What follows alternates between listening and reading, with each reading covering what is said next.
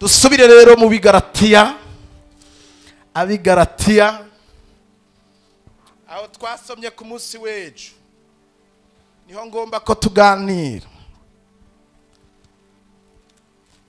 Haleluya, haleluya, haleluya. Igice ca 4 ku murongo wa 21 22. Abafise Bibiliya y'Ikirundi murayibona ko ifise umutwe w'ijambo uvuga ivy'abahungu bangahe? Abahungu babiri. Haranditswe ngo mwebwe abagomba kuganzwa n'ivyagezwe ni mumbarire. Paulo ari karabaza bigaratiya. Ni mumbarire. Mbega ntimwumva ivyagezwe kuko vyanditswe yuko Aburahamu yari afise abahungu babiri, umwe yari uwo ku ncoreke, uwundi ari uwo ku mugore bwite. Uwo ku ncoreke yavyawe mu buryo bw'umubiri, mukurikirana aya majambo neza. Uwo ku mugore bwite yavyawe kubw'isezerano. Ivyo ni nk'umugani kuko abo bagore ari nk'amasezerano abiri, rimwe ryavuye ku musozi Sinayi rivyara abo kuguma mu buja, iryo ni Hagari. Nuko Hagari n'umusozi Sinayi wo muri Arabiya usobanurwa ngo Yerusalemu wubu. Mukumviriza aho kantu wubu, kuko usangiye ubuja n'abana bawo. 26. Ariko Yerusalemu wo hejuru niwo mugore bwite, niwo mama wa twese, Imana ihabwe cubahiro. Ivyakozwe n'intumwa mu nkundire, hari ijambo ndahashaka. Ivyakozwe n'intumwa kandaba ya majambo kugira ngo ndayabasomere. 38 igice ca 2 ku murongo wa 38 na 39.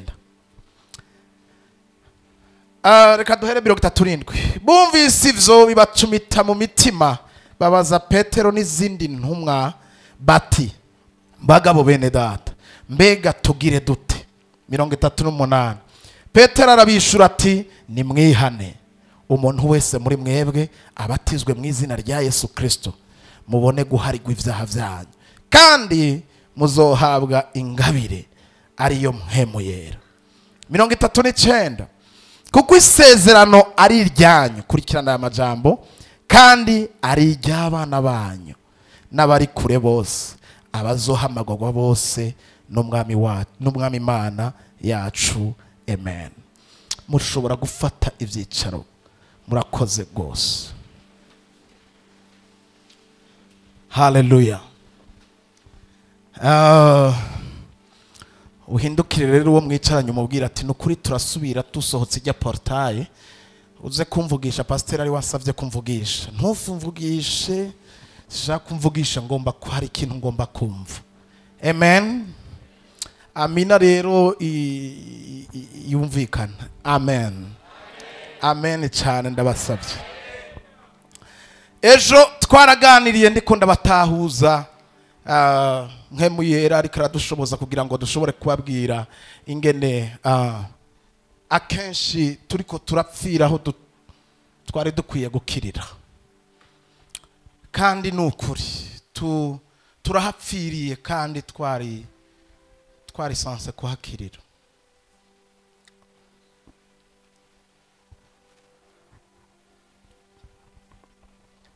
Uyu munsi nagomba guhera kuri iki kintu kugira ngo mumanze mugitahure mucumve. Mwese uko muri ngaha naje ndimwo ndiko ndabibabwira. Twese rero, twese uko turi ngaha, twese.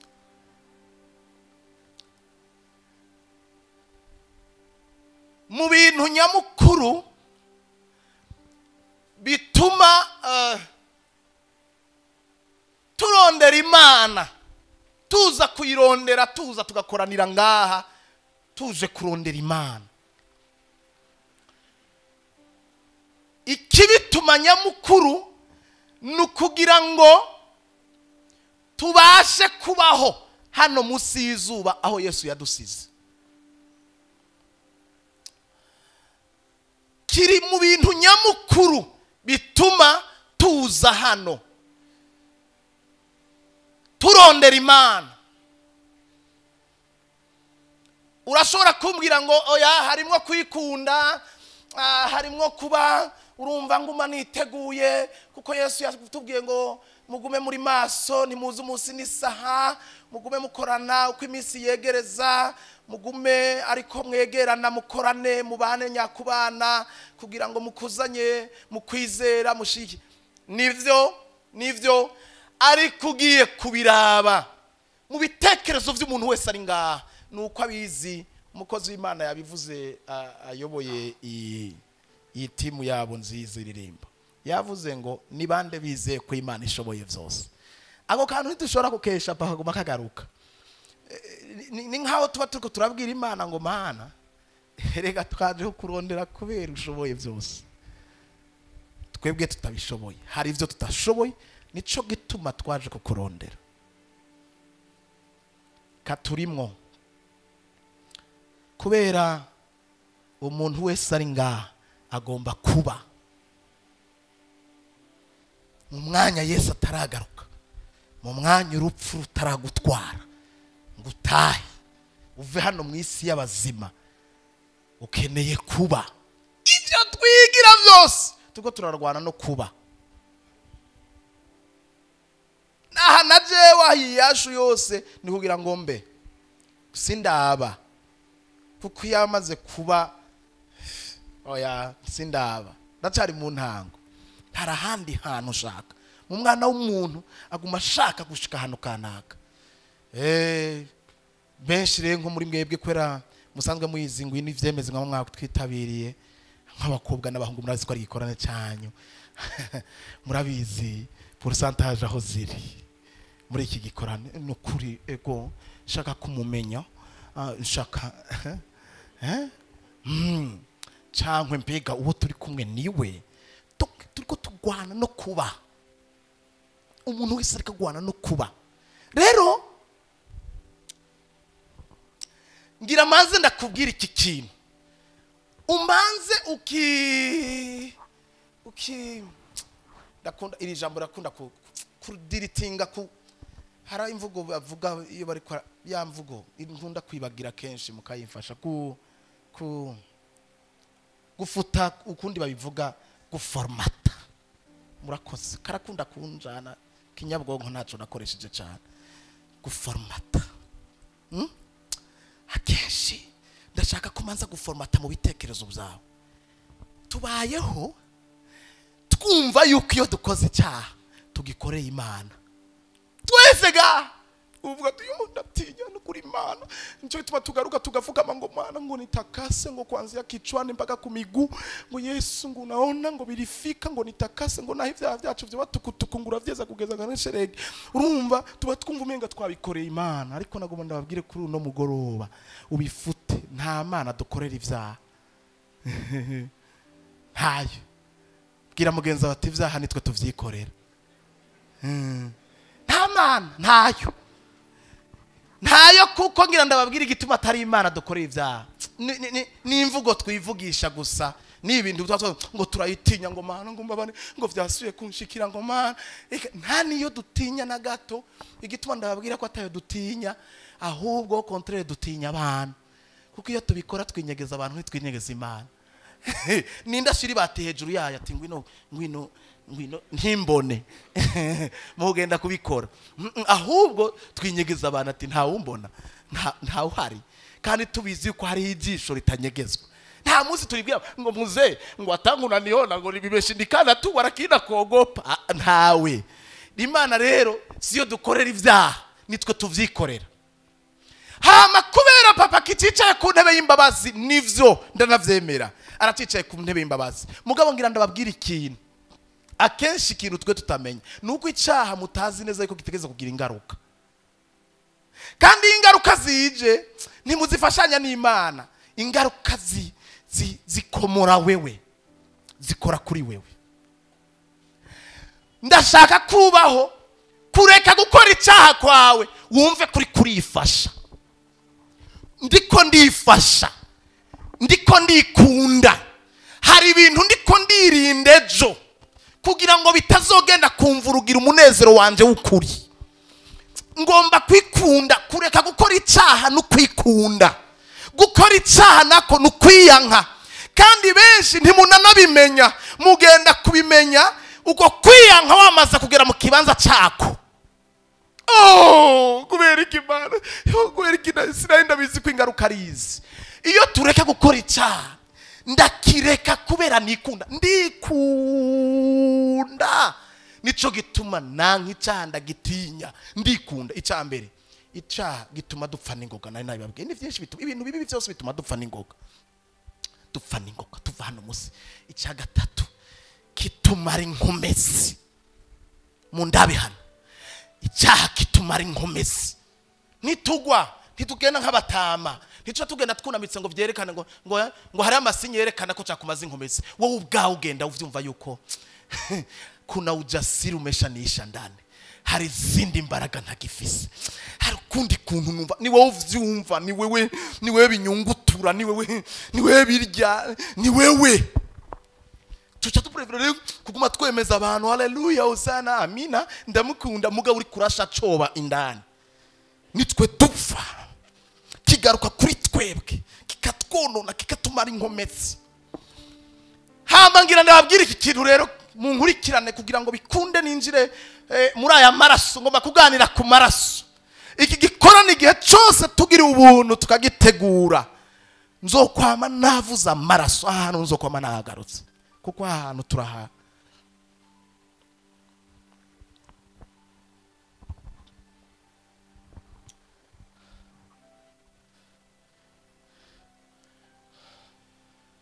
Mu bisanzwe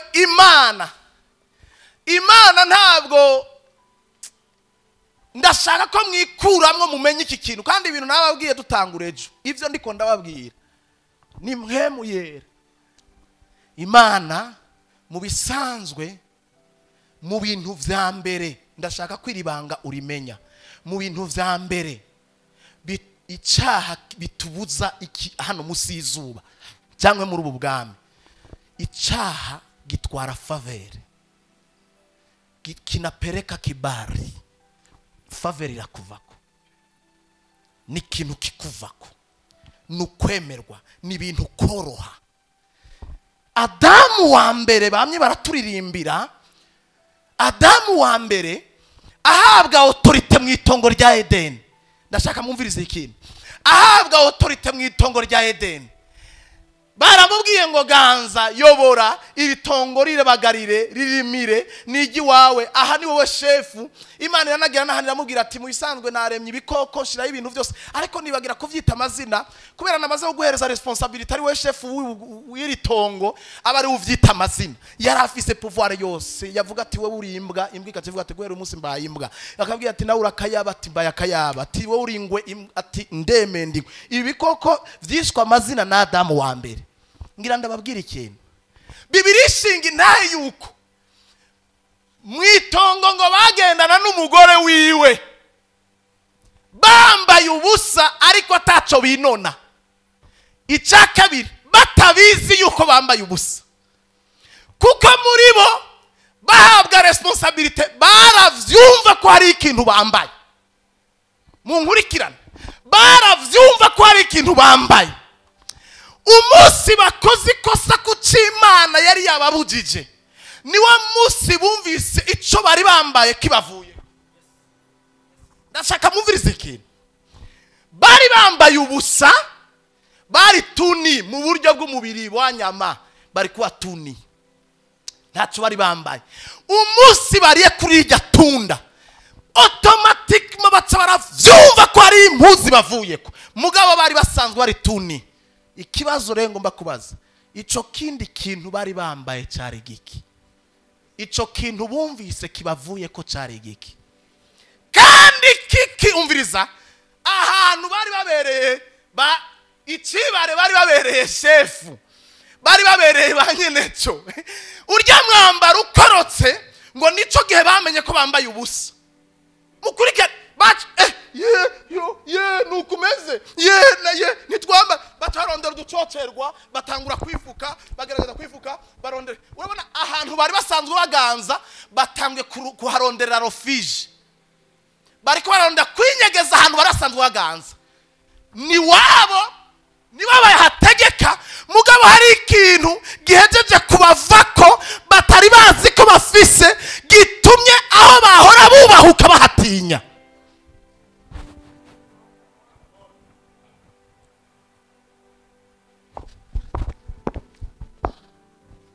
Bagenda baranyegera uducocerwa turanza bashyiraho amababi akabwira ateka Jesse ndabafuka.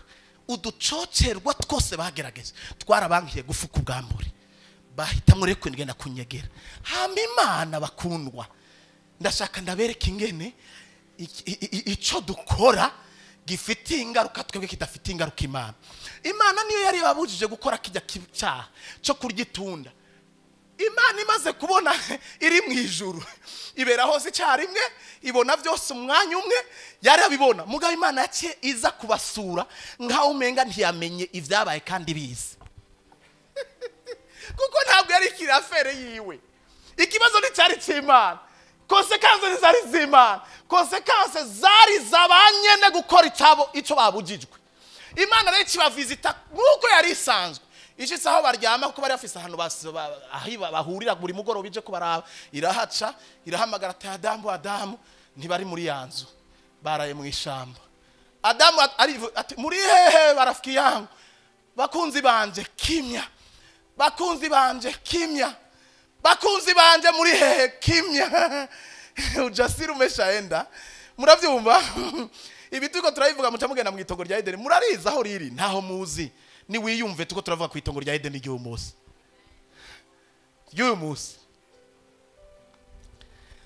Wapendwa, Adam, Eva we kimya. Hama baragira isoni baravuga ati nukuri papa twamwigawushije cyane. Yo mana we papa, yo papa none ko tuteretse kumuvugisha nukuri none amaherezo ni garadufata. Garadufata umuntu yaduhaye ibintu bingana gutya akaduhubasha amaherezo aratubona. Mbone kaduvuga turinga timuriki ko numva uvuga nkurira ngada tiye.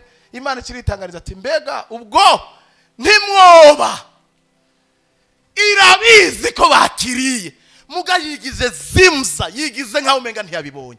Ntimwoba kuko iyo tumaze gutakaza umwambaro twambitswe ingaruka ntizisubira ku Mana nabibabwiye zisubira kuwayitakaje.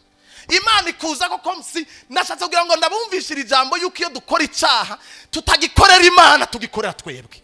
Ingaruka zigaruka kuri twebwe ari twebwe dutakaza. Nubwo uyu munsi hari inyigisho zibabwira ko bidashoboka ko twotakaza, barababesha abo bantu bababwira ko totakaza. Mumbabare ndabibabwiriye ku gicanira Imana yampamagariye ko ndakurahiye nabona ashobora ko batabiza ariko nabakozi ba Satani. Iyo umuntu ashobora kumbwira yuko umuntu adatakaza muri ubu bwami mba ndakumva ko uri umukozi wa Satani nubwo wambaye costume nkanje. Ti kubera iki? Kuko kuva nkizwa kuva nakira Yesu dufise abahizi twagendanye, dufise ibikomangoma twagendanye, dufise amareferanse twarabirako murugendo. Uyu munsi bari harya kuri bata bari mu kabare bari mu busambanyi none barya barakitijwe nimba badatakaza ko bari mu muriro. Uyu munsi bakaba bari mu mabwate no muri bwate hariyo Kristo Yesu hari agakiza nirindi shengero rya Kristo. Umuntu aratakaza agakiza twagaherewe ubuntu ariko iyo tugatakaje bidusaba ikiguzi gikomeye kugira ngo dusubire kurekipera umwanya wacu. Icyaha ni ikintu cyo gutinya cyane. Raba mugenza mubwiye ati cyane turi mwirinde rikomeye, turi mu kaga gakomeye. Yesu yaravuze ngo ndabonye ariko ndakeneye ko abantu nibasubire mu gitabo cya Yesu, basubire muri bijya bitabo bine uhereye muri Matayo kugeza mu butumwa bwiza bwa Yohana. Mugende musome mwumvirize nyene ishengero ivyo yavuze. Twagiye turabunda mu maepitre ya Paulo gusa, tubunda mu bintu bituremesha. Subira kwa nyene ishengero wumva inge navuga. Nyene guhamagara Paulo inge navuga, nyene guhamagara Petero inge navuga. Gende mukurikira n'imvugo ya Kristo niho muzomenya yuko akagakiza atarako gukinisha. Mwa munacheza tu murafinata ikunde. Iyi ngwino ivyemeze twayishizeho kugira ngo twumvishe umuntu wese ugwaruka gose tugwikunde kandi turutahuze yuko nubwo bishoboka kuba rwaratakaje haracariho ivyizigiro vyo gusubira mu mwanya wawe mu gihe ukurikije ico data ariko aratubwira.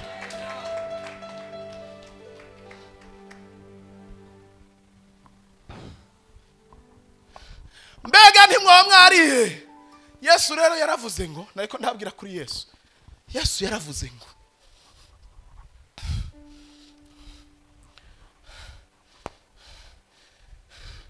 umuntu w'inkomezi yambaye ibigwanishwa, kurikirana, umuntu w'inkomezi yambaye ibigwanishwa, mbe ndababazi imbaraga z'ibigwanishwa zimaze iki? Iyo habayeho kwambara ibigwanishwa haba hari iki?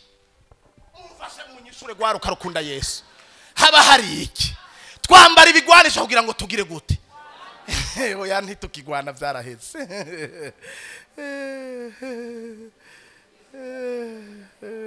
Oya vyaraheze shenge, vyaraheze. Iyo ataramiye urugo rwiwe umuntu afise inkomezi yambaye ibigwanishwa, iyo ataramiye urugo rwiwe ruba amahoro. Iyo bavuga urugo, iyo tugiye kurusobanura mu buryo bw'impemu, turiko turavuga inzu yanje, ingoro yanje, kuko twebwe turi ingoro. Aba baririmbye nagenda umviriza utuntu tumwe baririmba, baravuze ngo ntibigikunda, ngo turi cyareme, turabaka Adamu ba kabiri, nivyo turabaka kabiri, hama bacashaka jamu ngo kuko ngo Imana iba muri twebwe. Akantu karimwo nakumvise cyangwa nihenze, kubera Imana iba muri twebwe ibayo neza vraiment. Erega Yesu yinjiye mu nzu, mu ngoro, aca kunguta ibintu byose biri yarabisohora. None bigenze gute kugira ngo abari muri wewe hama hakaba ari ibindi rindi riba? Iryo rindi riba riko rikora iki kandi Imana iriyo? Oya nukuri ntariyo. Hariyo turamwirukana. Umuntu amurimwo neza, kuko Bibiri ivuga ngo icavyawe n'Imana, icavyawe n'Imana cyose kinesha isi.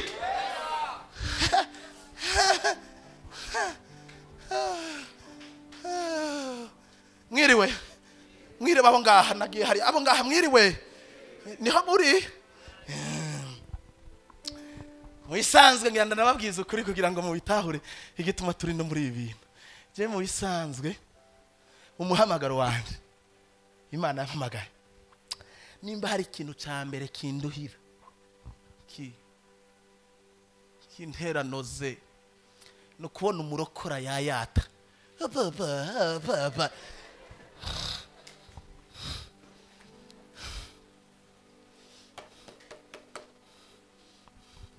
muri Kenya, kubera bazi yuko bafise ba Shababu babanka. Aba Shababu igisoda gikoma komeye cyose bagishize ku ma frontiere. Nushake wihendura umunyakenya wambare jibabu uje kuri frontiere babakomenya umutwe. Ingabo zikoma komeye ziri ku mipaka izibira kugira ngo aba Shababu batinje, barabizi ko bafise umwansi. Mugabo barokore twaribagije, Yesu yaravuze ngo mbonye Rusofera koroka nk'umuravyo. Abantu baba biyumvira ngo yakorokeye mu kuzimu, bwira mugenza ngo yakorokeye mu isi. Ntiyaguye mu kuzimu, mu kuzimu ni nahantu Imana yamupangiye, kuko Imana irakundana. Yacimubwiye ati panga mu kuzimu ntupange mu bantu, ndaguha. Mugabo yakorokeye mu isi, mubwiye ati uko biri kose ngwino ugerageza abantu mu isi, mugabo utahe mu kuzimu. Naho ipangiwe n'Imana. Mugabo yakorokeye ngaha. Hama Yesu arabivuga nyene ishengero mu ndabe, arabivuga aravuga ndamubo. C'est comme si Jésus yaragize ubwoba. Mes disciples ndamubonye akoroka nk'umuravyo kandi avizizigunyi.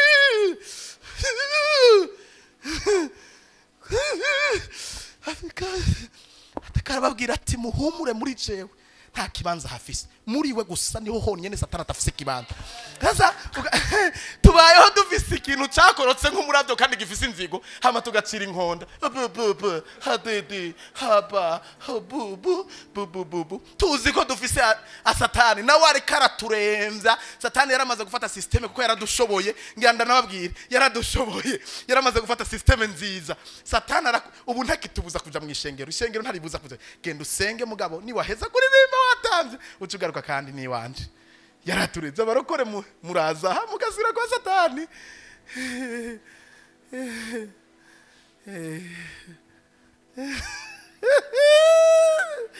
akaga nta kitubuza kuza kuririmba, nta kubuza gutanga ikigira 10, ntashobora kubuza gutanga amashikano, ntashobora kubuza kuba protocole, ntashobora kubuza ku musenzi, arabikwemerera. Ariko yarangiza avuga ati mi vraiment sitaingia pale kwa ile portail arakina kongoya mu parking, kandi turamwishira twaheza atagaca kubaza ati wanje yagenze neza, ati sawa, ati ngore mu yiwanje nayo. Duhamagara rusufera za kuduhekenya tukiri muri parking, turahejeje pasteur arahejeje ngwino ntore. Rusufera akaza kugutora, arakudepoza, agasubira akagenda, akaza kugutora uhejeje. Rusuferi ti waheje kufashwa, ti mwajugumiye ate ngo nanje ndakujugumize.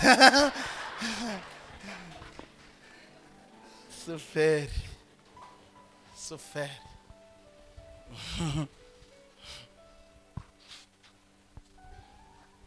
hamba rero kubera ngwino ivyemeze akaca agenda, Satani akaguhekenya. Umusigati yaheza isukari yose akaza kugira ati nukuri numva utagifise isukari ngira ndondera uyifise, genda ukizwe rero. Mukaca muza kwa pasteur ngo abafashe yabarabahekenye, mukaca rero kandi bajya bahekenywe nibo babifuza kurongorwa n'ingoga ngo umugabo ntibikunda. Manzure kipera isukari, bwira mugeze ati rekipera isukari, manzure kipera isukari, ivyo nibiki? Manzure kipera isukari, wowe ugende kugira umugabo wahe, ukeneye umugabo ari mwisukari wowe yaraheze. Manzure kipera imyaka yariwe na Satani, manza subira wiyubake.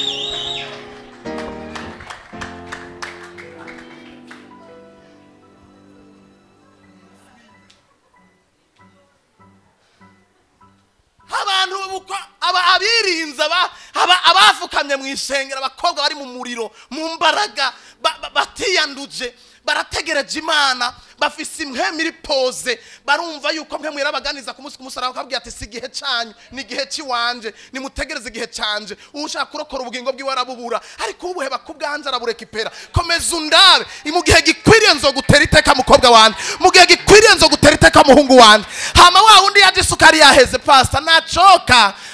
Hauchoke yapa, ulichoka tangu zamani. Manzi urondere kwanza isukari garuke.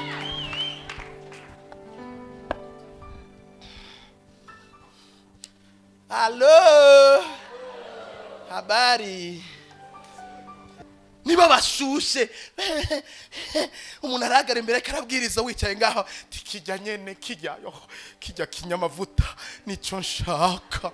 Mana we ijuru kaje kushati nivyo ni kinyamavuta. Hama wewe nawe oya jewe ndacari kuzira ati regerege. Iyo tuzi yuko Satani yaturiye yaduhekenye twinjiye mu Mana, turibamba ugafata imisuma ugishira ku musara ukabwira ngo Mana subira kandi ugarukana ubuzima, subira kandi unyambike, subira kandi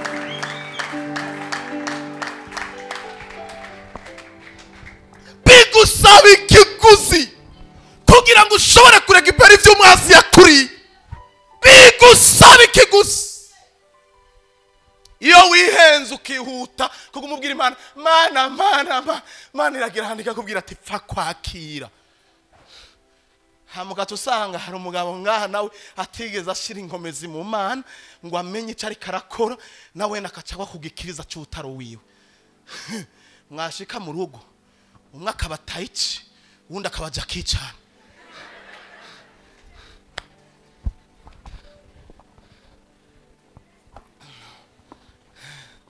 Muratwenze ndiko ndabatwenza.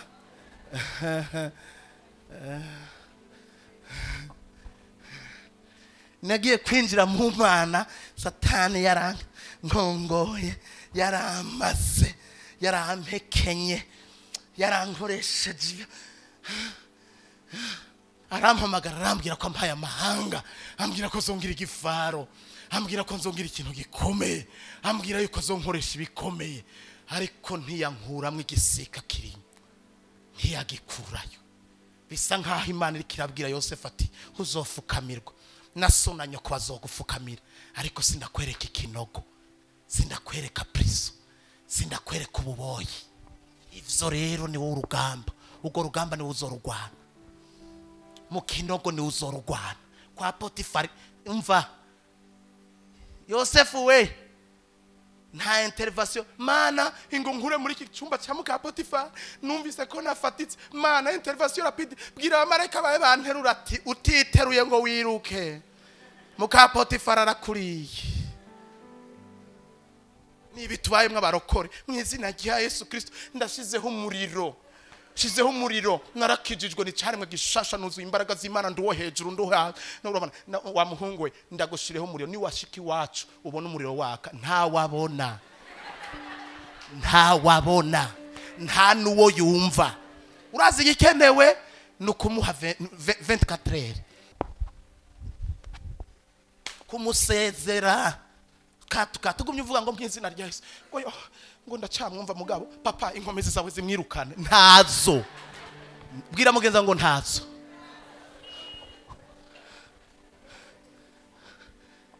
iyi safari hakuna mchezo abantu bariko mchezo mu iyi safari ahantu Yesu yadusize mchezo kuregeye korosha hano reka kurya n'ingorane kuri hinzu n'ingorane ngo vyaraheze haheze iki kwa macungu abisha haheze iki bihera mu gihe fashira ijambo karishira mu ngiro iryo mu gice c'10 ku murongo wa 36 kuko mukwiye kwihangana kugira ngo nimwamara gukora ivy'Imana igomba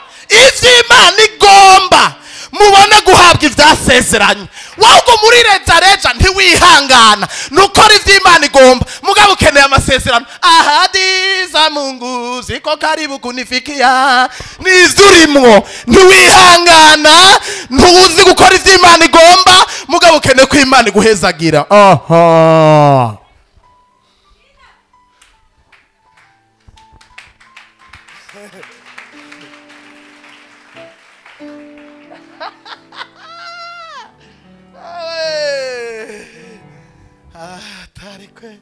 Hii safari ni mahajabu.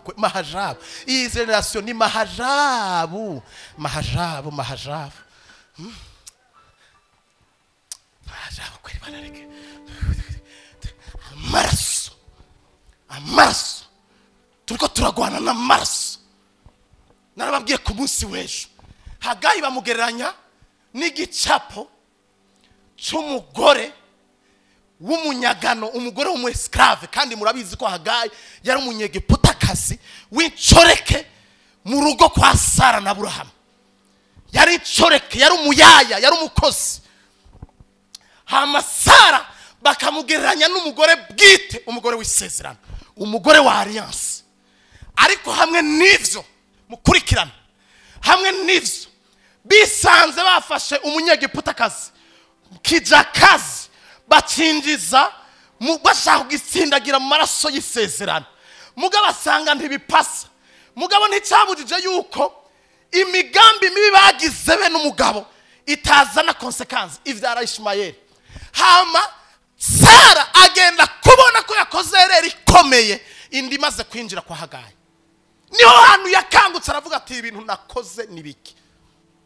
inda yinjiye Sara amezi 9 Hagayi atwaye ijyanda ya Ishmayeli Sara yadahwa ku munsi aho witwaye inda yodahwa Sara niwe yadahwa Hagayi yararengana agaciro akabwira Aburahamu ati kirukane Aburahamu akambwira ati ndakirukane gute niwe wanshutse niwe wambwiye ngo ni sawa niwe wambwiye ngo isezerano twiteze riri muri urya mugore niwe warandraga gumizaha akabona Aburahamu ntabishize ku mutima kuko Aburahamu ari muri rogre mugabo Sara yihuse atangiye kurya ingaruka z'ivyo yakoze atangura kuryagumba Hagayi amutuka amubwira ati wancorekeye umunyagiputakazi we bituntuza Hagayi ayitwara yarasanzwe atashobora kwishura inabuja ntiyari gushobora kumusubiza kuko cyarazira yari umwesclave igihe kiragera ari hafi yo kuvyara intuntu imubana nyinshi agera hana aravuga ati uyu mugore azonsuka ko amazi ashushe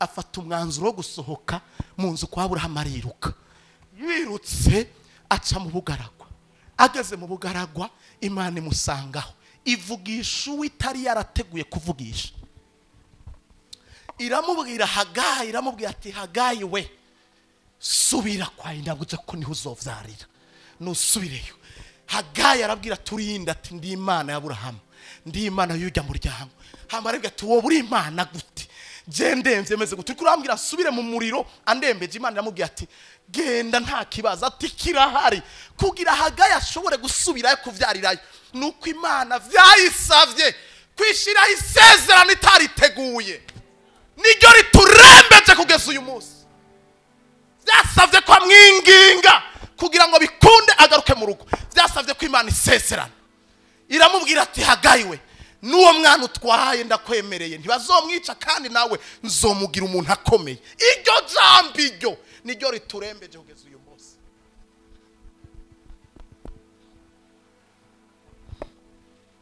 kubera gukina mu rugendo tukisanga turiko turafightinga kandi Kristo yararwanye yararukubitiwe yararucumitiwe c'est comme si Yesu ntaco yigeze akora inyifato yacu no kutamenya position dukwiye guhagararamwo tuguma twirata ico Kristo yakoze ku musaraba mu majambo mugabo ata impact gifise ku buzima bwacu tuguma tuvuga ico twabaye muri Kristo Yesu mugabo tukakiganira hagati yacu tukiratana hagati yacu tukuzuzwa hagati yacu tukaja mu ndimi hagati yacu ariko aho hanze batuza ukundi ntibabona ivyamwa kwishuri ntibabona ivyamwa tuzi kwiyuzuza mu nzu y'Imana gusa no kwiyatsa aho hanze atavyamwa kandi nyene ishengero yaravuze ngo nta kindi kizobamenyesha abo bantu bo hanze ko murabigishwa banje nuko mwami imbuto ntazo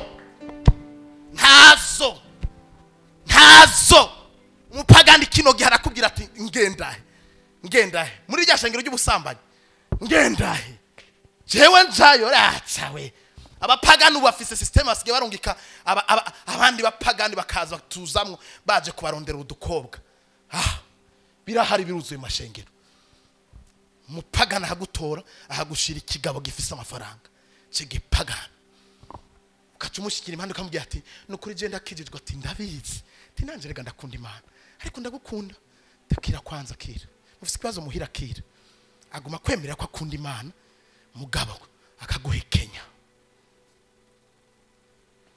kacahereza umushoferi akazara kudepoza nga akazara gutora gutwara ntiyinjira muri yo Mana kuko nubwo akubwira bari kararondera icasha kurya muga ntayemera avuga ati none ko tuzi Imana ko umupagani wese arabizi yuko Yesu afise inkomezi mugabo aranazi yuko abamwitirigwa bo batazifise barazi Yesu ko ari gikomangoma mugabo abapagani baramaze kumenya yuko abamwitiriguye Yesu batagira inkomezi ntibidefanda ntibashobora kudefanda ico bari ntushobora kwemera guheba agapake k'amafaranga ku bwa Yesu ntushobora guheba akazi uremera ugatanga ubugingo Yesu yacunguye arinze gucumitwa kugira ngo ushobore kuronka akazi kubera inzara zanse kubavamwe mufise inzara ziri mu magufa kibazo nta muntu ashobora kwidefanda kuvuga ngo ndemera ndari inzara ndisiga ikambiri ariko kirazira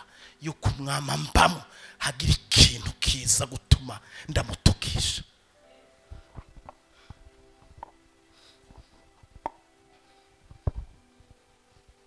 Hagayi aragarutse aravyaye twasomye ahantu rero Hagayi bagiye kuvuga sogokuruza wacu wa Aburahamu bavuga abahungu babiri ntibikunda ko bavuga umuhungu umwe bategeza kuvuga abahungu babiri ahantu rero hanteye ubwo barenti muhazi nkeneye kutahura tutahurira hamwe je nawe aha hantu bageze gutandukanya umugore w'incoreke wa Aburahamu n'umugore w'isezerano wa Aburahamu babatandukanya muri ubu buryo bubiri babatandukanya bagenda kuvuga yuko umugore w'incoreke wa Aburahamu agereranywa na Sinayi bisigura ngo umusozi wa none cyangwa ibi bibi vya kino gihe kuko niwe Ishimayeli. Ndaza kuhagaruka kugira ngo nabimumvishe ndabaho umuco ahantu bagenda kuvuga kuri Isaka yakomotse ku mugore bwite bakamugereranya n'umwana w'umugore w'isezerano asobanurwa yuko ari umugore mama wa twese ariko w'isezerano apana w'icaremwe gishasha. Isezerano kubera iki?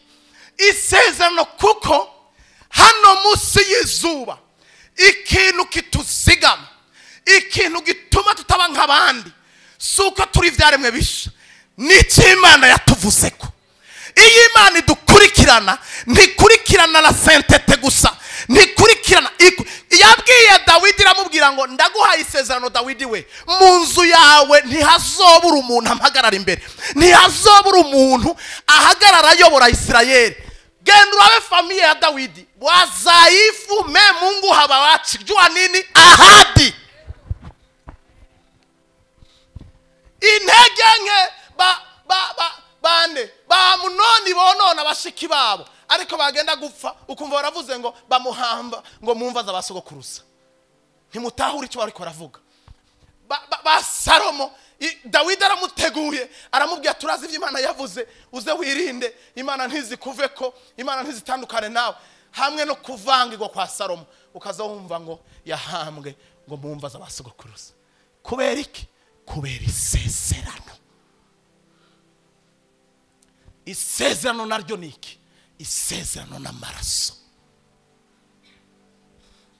Yesu agiye kuduse ariko asangira n'abigishwa bari hafi yo kwitanga yaravuze ngo iki gikombe naco n'amaraso yanje y'isezerano risha. Amaraso asobanura isezerano.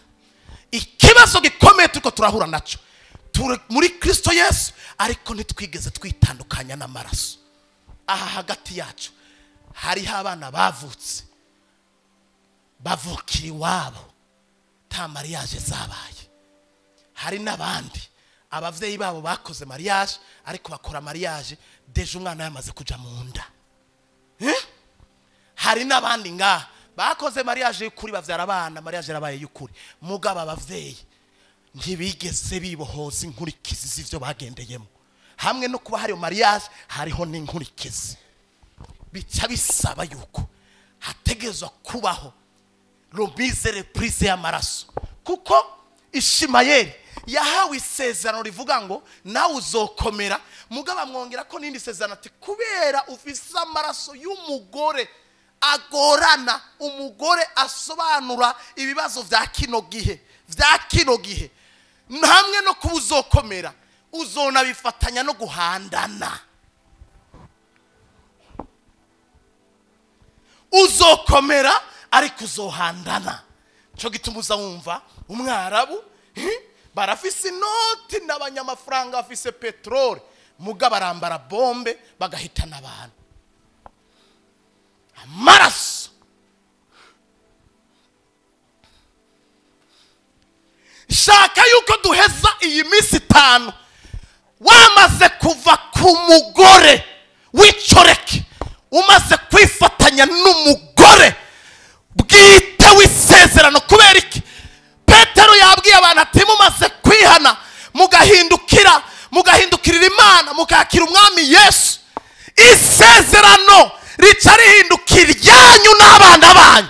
Ni kuvuga ngo kwinjira muri Kristo Yesu tugatahuraho ibintu vyapfiriye. Habaho gutandukanya uruzogi rw'umwana n'umuvyeyi hama ukinjira muri Kristo Yesu atankurikizi. Abantu baravyirengagiza uyu munsi. Mbega muvyirengagiza mu biki? Iyo muriko muribaza ingene ni mundabe mwese muriko murandaba mwese muri ngaha mwese nimukurikane mumbwira ikintu.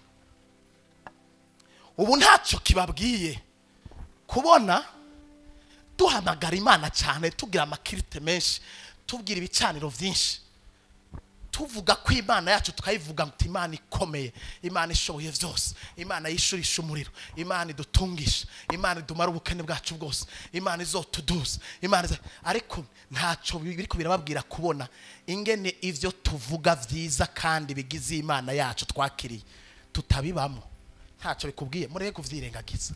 Ntavyo mubona ntavyo mubona ingene ishengero rikenye, ntavyo mubona ko ari ibintu vya rupiga, ntavyo mubona yuko ababo hanze batatufitiye confiance, ntavyo mubona yuko ishengero dafise ijambo mu gihugu, ntavyo mubona ishengero ry'abarokore turavuga mugabo arya bene data bandi nama nabibabwiye bobo baravuga ico biyumvamo barakivuga, kandi guverinoma ikavuga ati mwavutse ni murumva umurokore bishop ngaho yavuze ngo urumva ngo ivyo bintu ntituvyemeye. Ninde uvugira kuki wa bishop?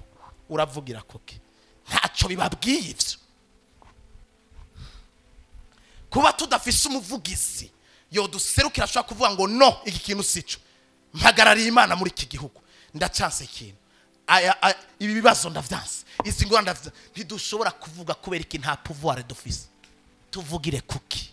Ntaco dufise. Umuntu avuga afise ikintu, uravugira kuki? Ninda ari karanyumva, ninda ari karanyumva. Ibi ndiko ndavuga nimba mutarabashinwa mwica yaha ntimuvyumva, nimwiyumvira igituma turaja ngaho, turi abantu bakomeye, turi bikoma ngoma, twuzuye imbaraga, turabatunzi. Pa wapi biri hehe? Nitwe dusabiriza, nitwe abanyamadeni, nitwe dusaba ibintu ku mabotike. Mugiye kubaza amabotike yose abantu basaba ideni cyane n'abarokore, ntacyo bibabwiye. Mugabo twaza ngaha turakomeye, turabatunzi. Kubera iki? Nimba twitwa ko turi abana b'Imana tudashobora kubaho nkuko Bibiliya ivuga ngo iyi Mana twakiriye niyo nyene isi n'ijuru n'ibiyuzuye byose, ifeza n'inzahabu n'ivyayo, mugabo banye nevyo ntibabifise, ntaco bibabwiye. Mwe ntimumva ko tuvuga Bibiliya icuritse? Bibiliya icuritse. Mutegereza guhaguruka tugakuraho iyi defi. Ni twebwe twiteguye, ni mwebwe Imana igomba gukoresha, ni mwebwe muzamura aba milliardaire bejo. Mugabo Satani ariko arabamara inkomezi, ni mwe muzokuraho defi. Mugabo Satani aguma bica kuko abandi barananiwe, twitanga imbere bari he? Reference iri he? Mumbabare ndabibabwire kuko twahamagare kuvuga ukuri. Reference iri he? Abavyeyi batwibarutse mu buryo bw'imhembe, urukundo ruri he? Gwaruka ndiko ndababaza, urukundo ruri? Ntituburabana, ntidukundana, turavugana, dutukanira ku gicaniro, ntitwumvika. Mwe mushaka mudahinduye ibintu, mwebwe mwibaza ko bizohindura abantu. Twebwe byaratunaniye, Imana itegereje mwebwe. Mugabo namwe ntimubona, ntimwiteguye gukuraho defi. Ntimurika murabona ingene iyo dukeneye gutumira abakozi b'Imana tuprefera kurondera umuntu wo mu mahanga hako dutumira uwo ngaha. Mwiyumvira ngo dufiki turaprefera kuza no muri Tanzania, wo muri Kenya, hako ushobora guhamagara nkuvuge ngo uwo muri Vivante naze ngaha. Twe rero generation twe nkatwe ntitwemewe, twe ntitwotumira abatama niba kibo twitaba, batavuga ngo twaravangiwe. Ngorane abatubereye icyitegererezo nibo batwishe, tudahinduye twebwe. Mwiyumvira ko tuko turaja he? Mugabo muri masantima hehe, ndakumva prophesy numa tekereza ku bintu bavuze. Acahaguruka zona navuga gutyo kazona umuntu arahagurutse ngo ya bireki wamuraba mu buzima bwa misi yose nta kazagira ni ya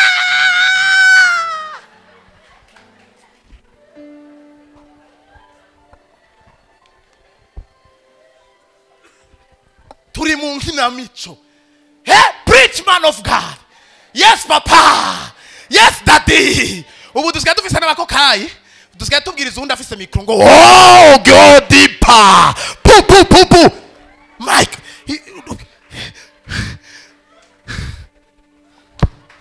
gira mugenza bati ingorane muraye mu maso ingorane icara wiyumvire uri kuriga reka kwiga uri kuriyumvira yuko utegerezwa kurondera akazi kuko urabizi yuko abakuyarangije imbere yawe bari ku gisoro wewe ni wige ufise umutima uvuga ngo hamwe na Kristo nzotanga akazi ngomba mpeze shuri hama ntangire ngo ndakreye ikintu gishasha hama nangeza abakozi ikosantre shira amaguru muri basi muri kuri WhatsApp murara Snapchat mugwa mu selfie uja muri restaurant ngo you see me ibi vyose byo gushira kuri statine ibi ni vyerekana yuko izo njyu ziri yutevye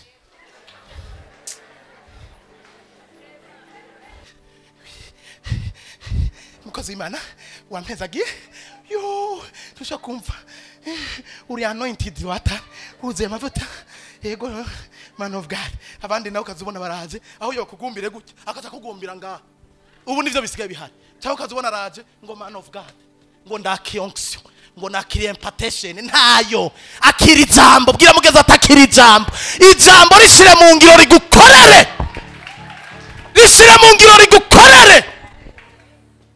shira umutima kwijambo reha gushira umutima ku muntu aguhagaze imbere kuko je ndashobora kuba ndaguhagaze gutya ndumukokayi mwari mubizi ndashobora kwandika ndavuga gutya ntubona ko mwamaze gukanguka imita amaso yose kandi mumva mumenga ndi bulldozer umenga ndi papa w'u Burundi muga ndashobora kwandika ndavuga ibi nabibrotse imana tutari kumwe ndi pancarte ndashobora kwandika ndavuga ibi ndangiza kubikora nkaja gukura abakobwa amajipo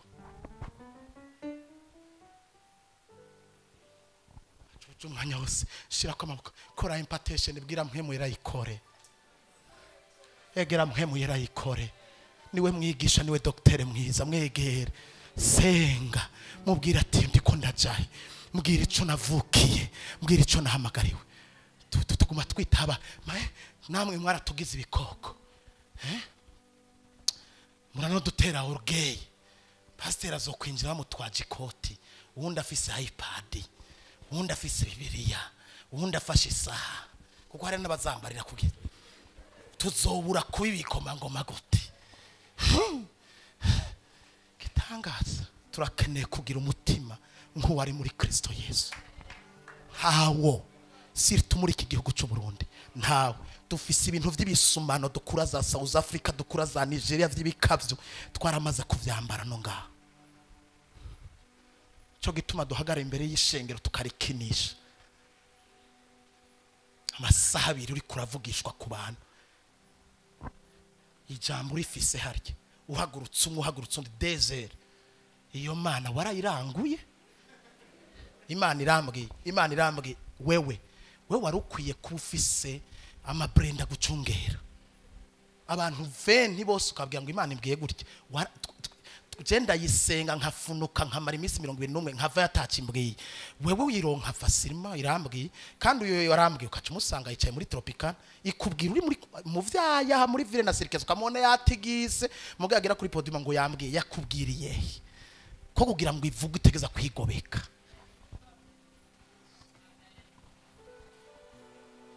bwira abantu ijambo babwira ivy'ubugingo Yesu yabohoye Petero na Yohana bafunzwe mu ibohero irungika marayika bagisohoka hanze bashikanye mu gisagara ikibwira Petero na Yohana ati genda musubire mu ngoro y'Imana muvuga ivya bwa bugingo genda muvugiza 3:17 haravuga ngo muri Actes des Apôtres haravuga ngo mwihane muhindukire mukurikirane iki kintu mwihane muhindukire kugira ibihe vy'impemburo bibona ingene biza bivuye mu nyonga z'Imana kurikiranira ijambo kurikirana mwihane muhindukire impinduka ku buzima bwa wa musore we bitangura no kwihana apana kwihana gusa no guhindukira kuko nasanze twaragize ikibazo gikomeye cyane, turahamagara abantu hano imbere bihana ariko tukananirwa kubabwira ngo bahindukire. Nico gituma baguma bihana cyane. Ikibazo dufise rero, twebwe turihana ariko ntiduhindukire. Sasa kubera twihana ntiduhindukire, ibihe vy'imemburo ntibibasha ingene bibona ingene biza, ntibibona inzira bizana namwe, kuko vyategetswe yuko kugira ngo ibihe vy'imemburo bize hategezwa kubaho kwihana no guhindukira. Iri jambo guhindukira rirakomeye cyane. Murika muranyumva? Iri jambo guhindukira niryo rikomeye kurusha kwihana, kuko twamaze kumenyera kuguma twihana. Ni naco gituma Paulo yageze hano aravuga ngo dushishikare gukora ivyaha kugira ngo ubuntu bw'Imana bugwire. Aravuga ngo biragahera. Ubuzima bw'impinduka n'ubuzima bw'umuntu yihana akavuga ngo ndihanye ikintu nahora nkora nkaca nihana naho nagikorera sindahagaruke. Ivyo bavyita guhindukira.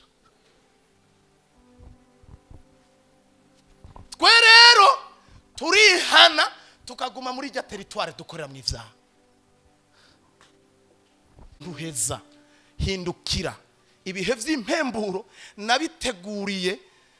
Iyo uhindukiye hariho soneri, haca hasona ikintu kivuga ngo raba urya muntu urunga ikibihe vya restauration. Iyo twihana gusa ntiduhindukire ibihe vy'impemburo ntibiza. Ni naco gituma mubona turi mu ishengero twifuza cyane tukabura cyane, dusaba cyane tukimwa cyane. Kubera iki? Ukwihana kwacu ntiguhindukira. Mwana w'Imana uri ngaha, wowe uri kuranyumviriza, abakonzi banje mwe muri ngaha, nta kindi kintu gikenewe. Wowe uri kurumvira ijwi rya Mpwemu Yera, hakenewe kuhindukira. Hama ucugwana na ca kintu ca mbere, kuko niho hano mumbwirira. Urabona nico ca kinire mugwa mutubwira ngo erega pastor biragoye.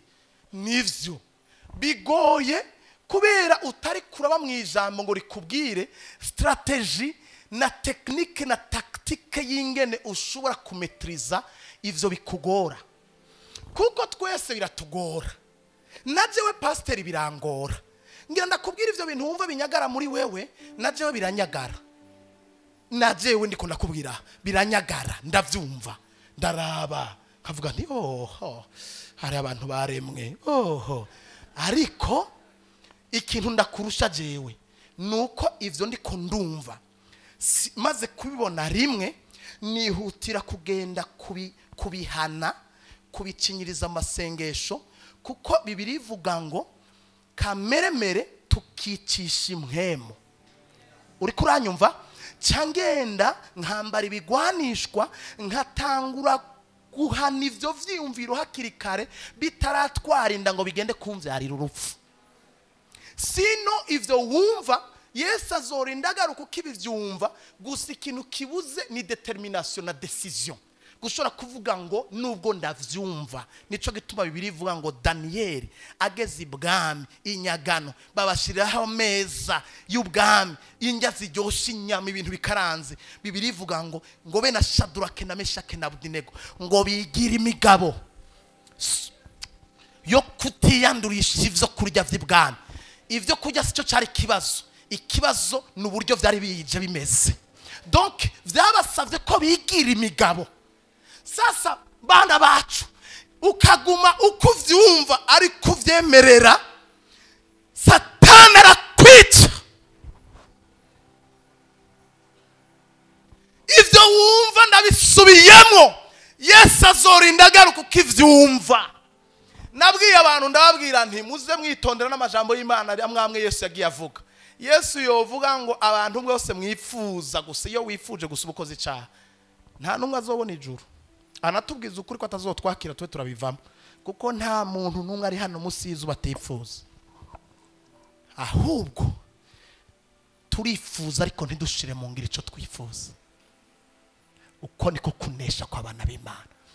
Kandi ngira ndakwibira akabanga, iyo hageze ubaye determine bitangura biremereye ugaheba ukumva biraza ukabishira amasengesho ugasenga ugasoma ijambo ry'Imana igihe kiragera bikakuvamo ukumva ubuzima bw'Imana burakuzuye ugasigara wumva atakibazo na kimwe atamuhunga kurarangura kanzwe umukobwa papa aragira ahantu akuzura akanengesera muri wewe ku buryo akumetriza agafata umubiri wawe akawuhindura umuja ku buryo usigara ubaho wumva yuko uriho ariko atari wowe ukiriho ariko ari Kristo abayeho muri wowe.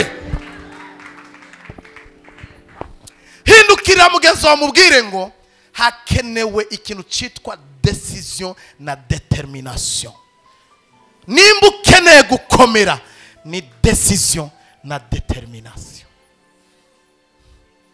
Nibo hose mwikureko mugende murabe karande zo mu miryango murabe ibintu abavyeyi baciyemo ubaze mama wawe nimba ushobora kumwubaha kumubwira ati mu bukumi bwawe wari umeze gute kuko naragiye mu gitereko cyawe wakoze ibiki utarahura na papa mbwira nikure ku ibintu kuko birafise ikintu bitukorerako turakizwa ariko ibitutu bikaduherekeza cyo gituma bibiri ivuga ngo abavyeyi bacu barariye indimu abari twebwe tujiginyurwa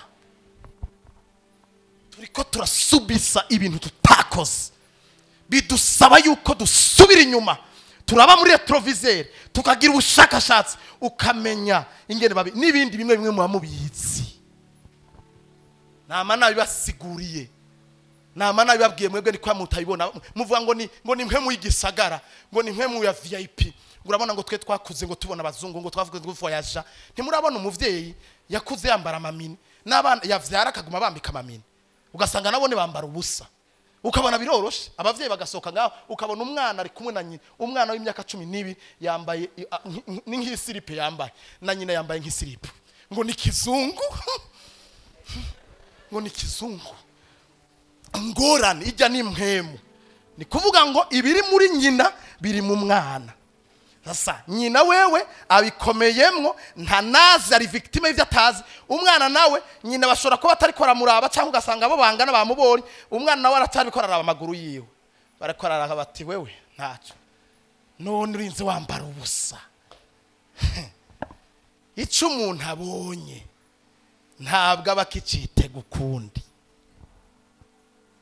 cyo umuntu abonye ntusubira kandi kugikenera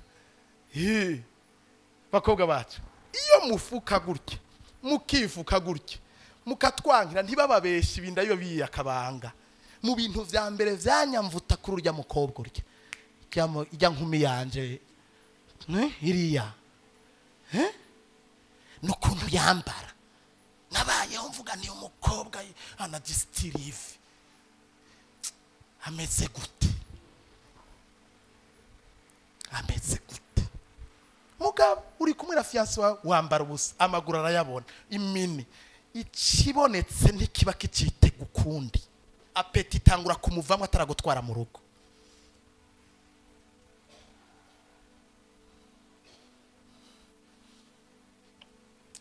ngo ni gistiri nimba winje muri Yesu gistiri ngo hano mukobwa wanje ngo ngaha mwana wanje nkunda uyo ari makobwa nkunda ndabirasha nk'uyu mubonye mutumva ngo yambaye shimwa mwami ngo shimwa mwami mucunguzi urabibona iyi ni kugistiri iyo bakubona wambaye gutyo kaguma wambara umuhungu aguma kuri akavuga ati oh mugabo wambaye izo ngaha ugera ahantu ugashisha abantu wicaye impuzu zigera ngaha twabibonye nitukene kuvyite gukundi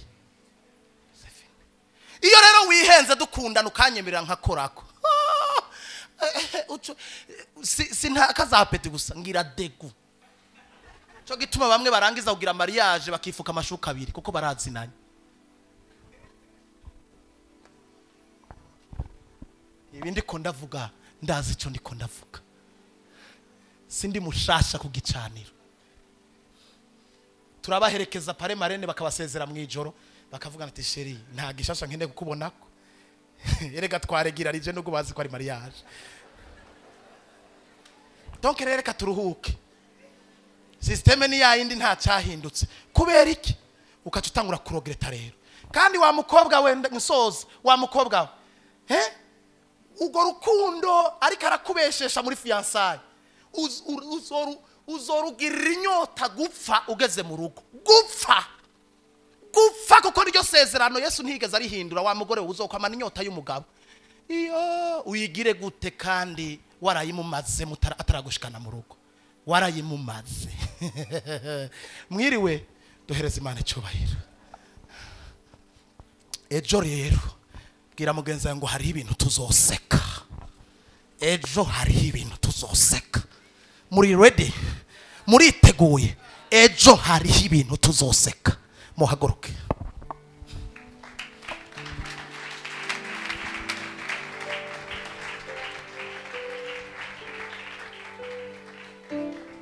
Ntugende gutekereza ibintu birebire ngo ibintu tuko turabivuga ngo kubera ikirokore, tuko turabivuga kubera igipastori, tuko turabivuga kubera ari cyo twahamagara kuvuga ya. Sinivyo sivyo ndimo. Ndiko ndabivugishwa n'urukundo. Ndagukunda. Kuko ico mvuga ndakiza. Ni wikunde nawe. Ibi bintu ushaka kuvyakira kugira ngo wikunde. Nta kindi ndondera. Kugira ngo wikunde. Nama nabwiye abakobwa mwakinye n'isi ngaha muri ngaha. Bakino gihe. Ntimuri abantu beza na gatoya. Mumbabare kwabwirira ijambo. Twe twakijwe à l'époque abakobwa bakinye n'isi. Bara abantu bakinye n'isi bagenze na mabwate. Babaho bashinga intahe. Tubaha intahe bakavuga aho baciye. Tukabaho tufise ubwoba. Bakatubwira parcours yawo mugabo akino gihe ntibavuga. Muri abantu babi. Ntimwicarana hagati yanyu ngo babwire amabwa mwabonye aho hanze. Bwira batoyi banya mabwa ariyo. Ubu bwana bwacu bwa 12 ans 13 buhiye bushushe ko narababwiye ko 12 ans ya kino gihe ni 20 yo muri 93.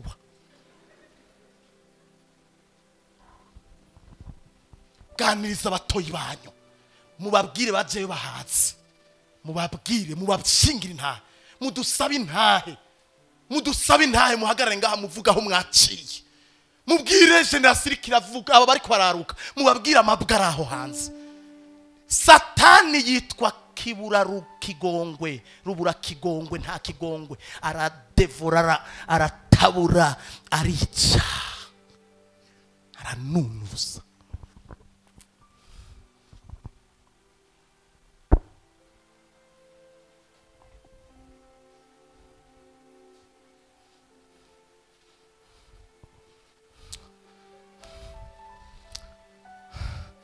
Nta terabwoba na rimwe ririmo n'ukuri kwa Kristo Yesu. Uhora hakugiriye neza. Iri jambo rikora ibintu bidasanzwe mu bugingo bwawe. Isengesho tuguma tusenga ivyo twirirwamo tuko turasa Imana kubw'iki gikorana. Papa umwijuru abibakorere. Uri kuraja kure cyane. Uri kuraja ahantu hakomeye. Imana ifise umugambo ukomeye. Ni wibike ibundikire ifuka ihagaciro.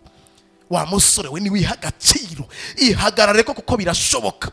Jewe ndicabona ndicitegerezo no kibabwira. Ninjiye kuva ninjira nta gutambamira iburyo cyangwa ibumoso. Ndacumva nkunze Yesu. Ndacumva nk'imunezererewe. Yangwanira intambara nyinshi. Nahuye n'ivyo muri ko murahura navyo ariko ngenda ndabisimba kubera kwiyatasha kuriwe. Kumwiha cyane. Mukunde gusenga Imana ibasukira imhemu yo gusenga. Imhemu yo gusabana n'Imana. Kwegera Imana, kwitanga, gutanga imibiri yanyu kugira ngo ishure kwibimaza ibizima vyera. Kuko Bibiliya ivuga ngo uko niko kwikorera kwanyu gushobora kuyihimbara. Tudatanze imibiri ngo ihinduke ibimaza ibizima vyera. Kukorera Imana kwacu ntigushobora guhimbara Imana. Mwitange, mwiyambura imyanda yose niko Bibiliya ivuga. Ihagarare ko desida guhera uyu munsi ubwira Imana ngo Mana inyuma y'iki gikora cyangwa ni vyemeze. Nta muntu, nta nzira, nta kuzunguruka. Ejo nzobabwira ingene kuko umubwira umuntu wese ndagukunda. Mukundanye ku mwaka umwe undi mukobwa uri kuratakaza urukundo uzohereza uyu wawe wa vrai. Ugo murutakaza ku bantu benshi. Ukumva umenga ni 6. Nakundanye na Chantal, nakunda umusigiye Chantal igice, ukundanye na Beninyo umusigiye ikindi gice, ukundanye na uzogera igihe utekana urondera uwo mubakana uca ugenda mu rugo uri vide kuko wari umaze kurupartaja muri benshi no kugumubwira abantu ko bakunda nukurutakaza wa mukobwa we uyu munsi wakundanye na Shadrake umwaka ukurikira ukundanye na Emery uwundi mwaka ukurikanye na Fisto uri kuratakaza urukundo rwawe uzogenda kurondera watekanye urubure for faire attention ubuntu bw'umwami wacu Yesu Kristo urukundo rw'Imana yacu kubana namwe muyera bibanzigamire ijoro ni ry'amahoro tuzosubira ku munsi w'ejo isaha 11 n'igice mwarahezaga papa abitangira imbere